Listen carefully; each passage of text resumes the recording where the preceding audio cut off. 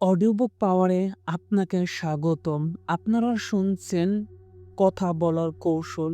যে কারো সাথে যেকোনো সময়, যেকোনো পরিস্থিতিতে অহিত তুষারের লেখা। কথা তো বলতেই হয়।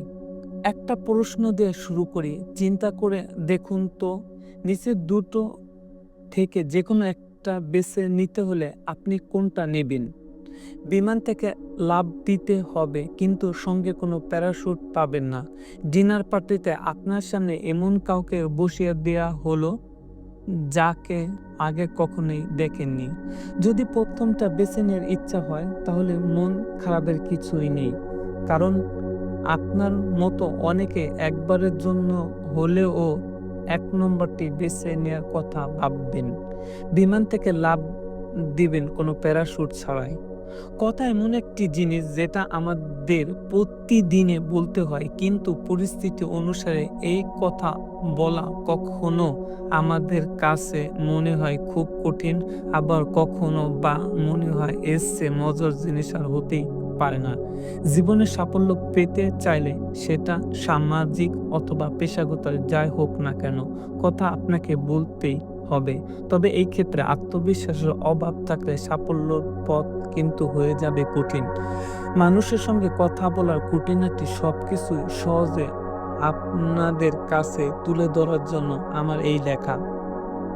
গত ৩৭ বছর ধরে কথা বলা আমার পেশা। এই দীর্ঘ সময় আমাকে রেডিও আর টিভিতে কাজ করতে হয়েছে।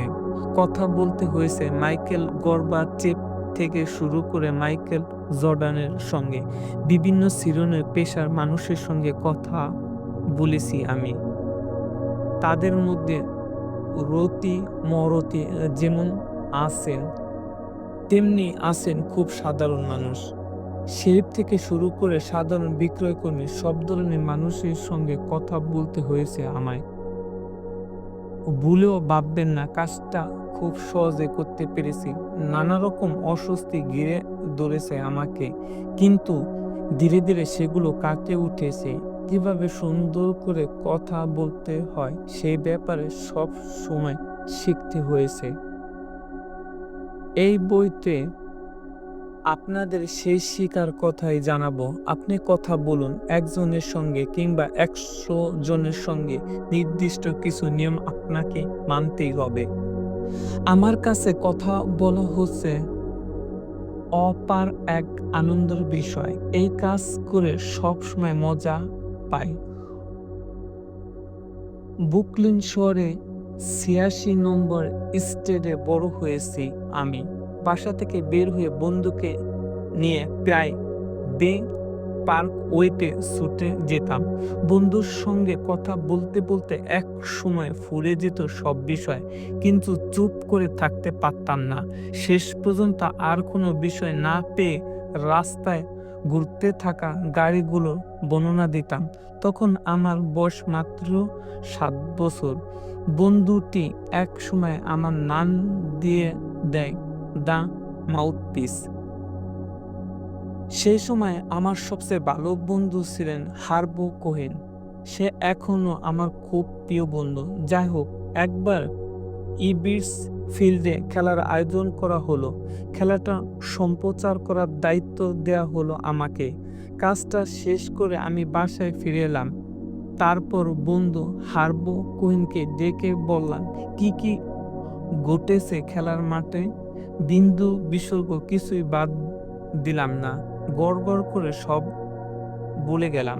আমার প্রসঙ্গে কোনো কথা উঠলে হার্বো মানুষজনকে বলে বেড়ায়, একবার ইবিটসফিল্ডের একটা খেলার ল্যারিকে পাঠানো হয়।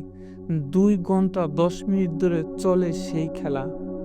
ম্যাচের পুরোটা সময় জুড়ে কথা বলে গেছে ল্যারি। সমস্ত খুঁটিনাটির ব্যাপারে সে বর্ণনা করেছে। পরিষ্কার মনে আছে ১০ বছর বয়সে হার্বের সঙ্গে ১ম দেখা হয় আমার।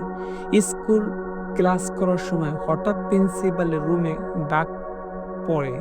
সেখানে পৌঁছে দেখি আমার বয়সে আরেকটা ছেলে দাঁড়িয়ে আছে। তখন থেকে ওর সঙ্গে আমার পরিচয়। এখন আমরা ২ জনের কেউ মনে করতে পারি না কেন আমাদের প্রিন্সিপালের রুমে যেতে বলা হয়েছিল। তবে একটা ব্যাপার আমাদের ঠিকই মনে আছে। ক্লাসে কথা বলার ক্ষেত্রে বাকি সবাইকে ছাড়িয়ে যেতাম আমরা।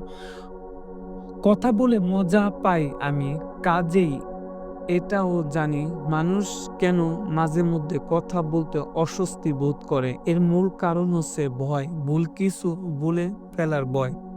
কিংবা ঠিক কিছুই বলছেন কিন্তু বলার ধরনটা ঠিক হচ্ছে না। এই দুটো ভয় তাদের অস্বস্তির মূল কারণ। একজন লেখক বলেছেন, "এই রকম হলে সবচেয়ে বুদ্ধিমান কাজ হলো চুপ করে থাকা।"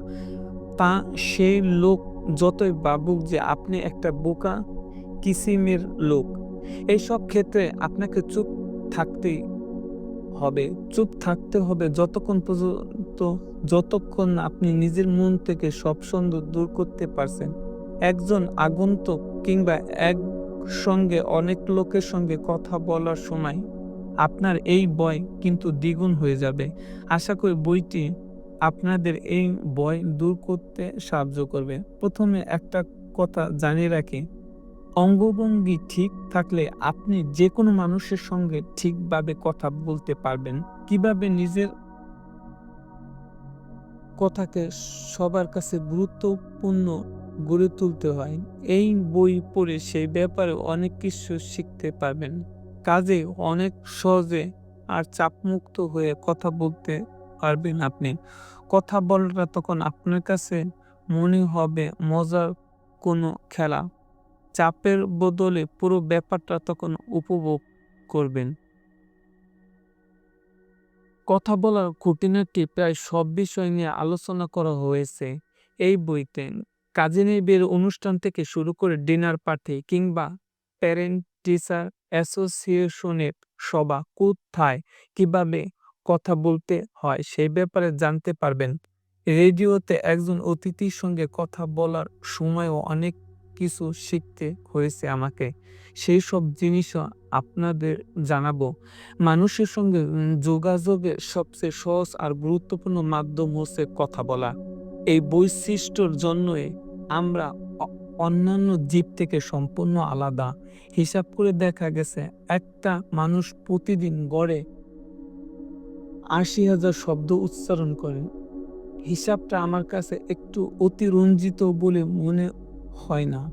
তবে আমার ক্ষেত্রে এই হিসাবটা খাটবে না। আমি একটু বেশি কথা বলে থাকি। বাক্পটু হওয়ার জন্য যেসব যোগ্যতার প্রয়োজন সেগুলোর জানার একটা সুযোগ যখন পাই গেছে তখন আর দেরি ক করা কেন? এখন শুরু করে দিন। চলে যান পরের পৃষ্ঠায় চালিয়ে যান কথার গাড়ি।